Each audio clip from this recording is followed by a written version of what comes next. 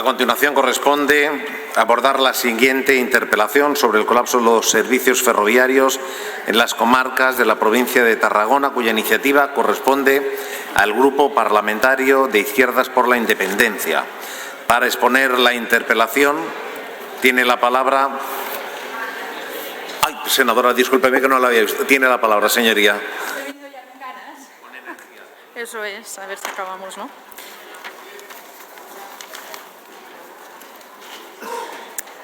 Gracias, presidente. Señor ministro, ¿cuánto vale un minuto en la vida de una persona?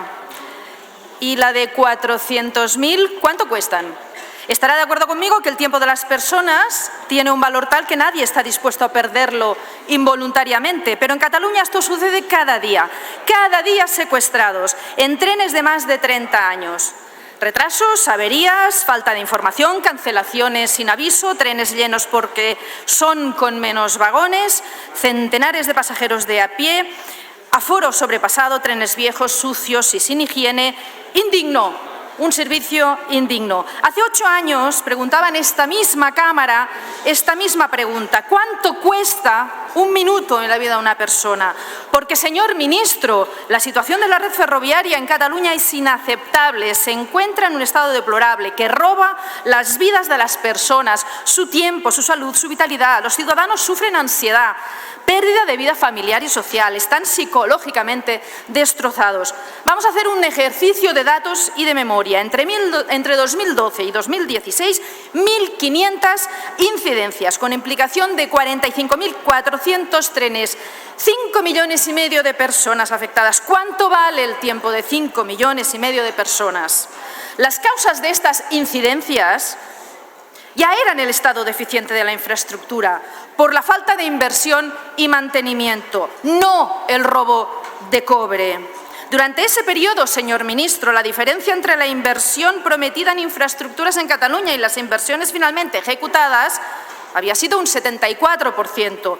Si nos retrotraemos al 2008-2015, cuando el Gobierno Zapatero aprobó el plan de cercanías, prometió 4.000 millones. Se ejecutaron el 10%. Se evaporaron 3.600 millones.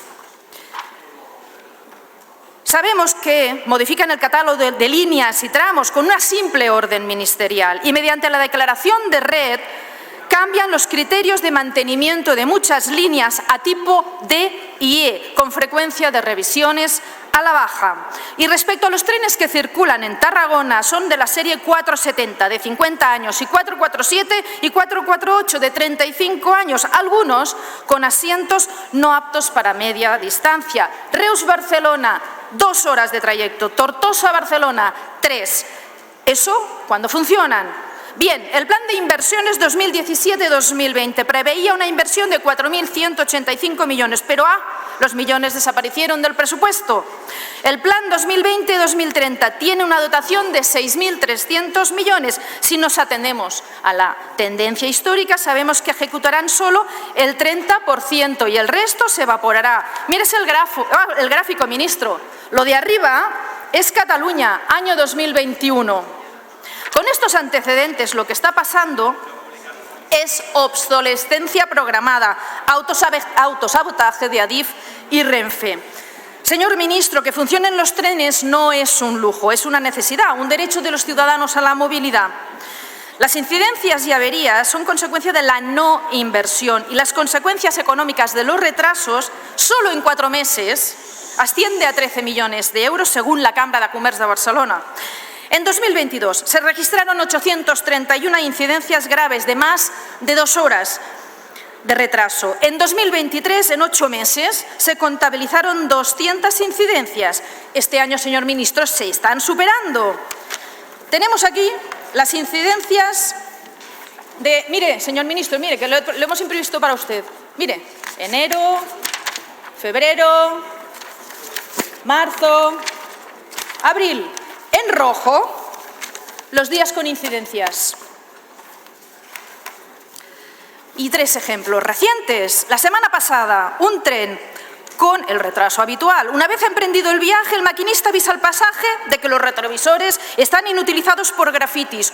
¡Oh, sorpresa! No se revisan los trenes antes de emprender el viaje. Decide parar en el Garraf y tras largas horas colapsando la circulación, la mitad del pasaje se transborda a otro tren y la otra mitad acaba siendo remolcada a Sitges. Total, 4 horas y media de secuestro. No hubo robo de cobre.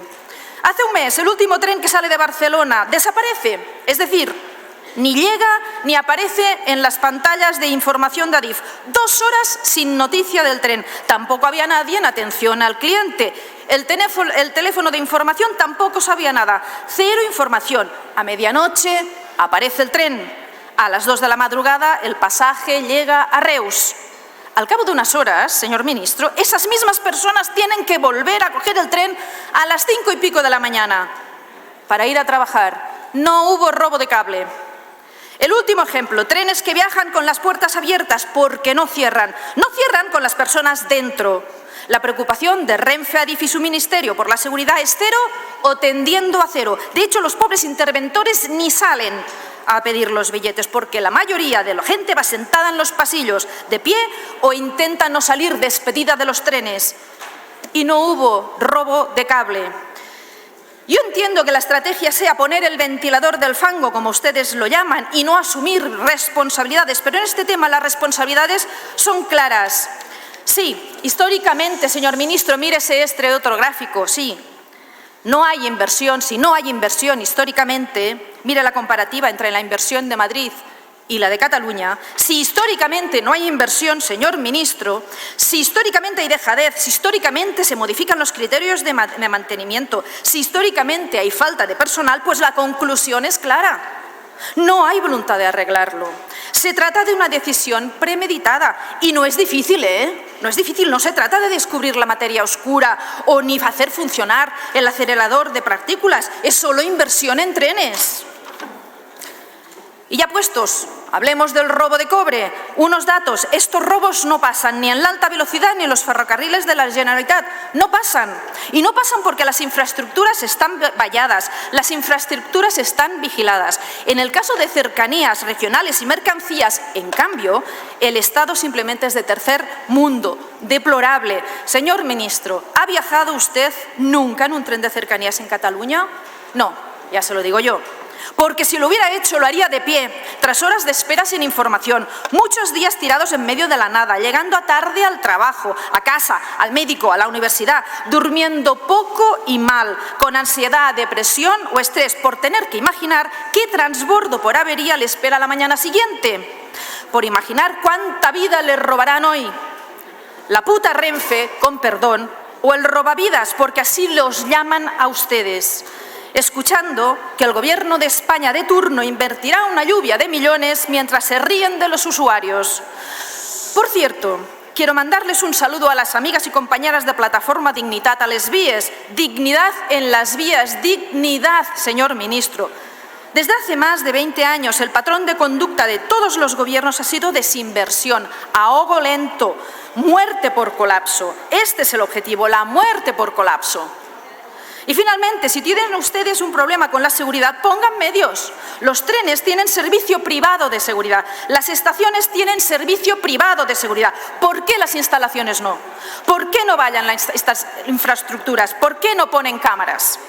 Si el mensaje es que pueden entrar y robar a placer, está claro que tienen una infraestructura vulnerable, de la que solo el titular es el responsable, solo el titular de la infraestructura es vulnerable. Y un recordatorio, por las cercanías de Tarragona, señor ministro, pasan los trenes de mercancías peligrosas, óxido de etileno, propano, residuos nucleares, por el centro de núcleos urbanos. Ese es el corredor del Mediterráneo, unas infraestructuras tan vulnerables que les roban a placer. Y voy concluyendo. En derecho hay un concepto muy interesante, la comisión por omisión o comisión impropia, cuando el autor, ustedes, no hacen lo que deberían hacer y produce un resultado que no debería producirse. Como administración, ustedes son los responsables y usted el responsable principal. No ponga el ventilador, señor ministro.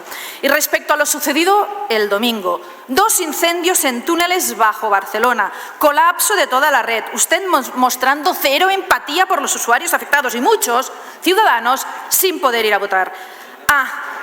Pero lo de los creadores de ha sido un rayo en Gavà, ahora llega, ha sido un sabotaje intencionado. Dejando de lado que todos los sabotajes son intencionados, podemos afirmar, tras los datos históricos, que es el propio Ministerio quien se autosabotea cuando decide desinvertir, cuando decide dejar desamparadas las infraestructuras y cuando decide tratar a los ciudadanos con indignidad. Y ya finalizo en estos últimos segundos para recordarle que los vecinos del Coll de Lilla siguen sin haber cobrado por los desperfectos hechos durante la construcción del túnel. Muchas gracias.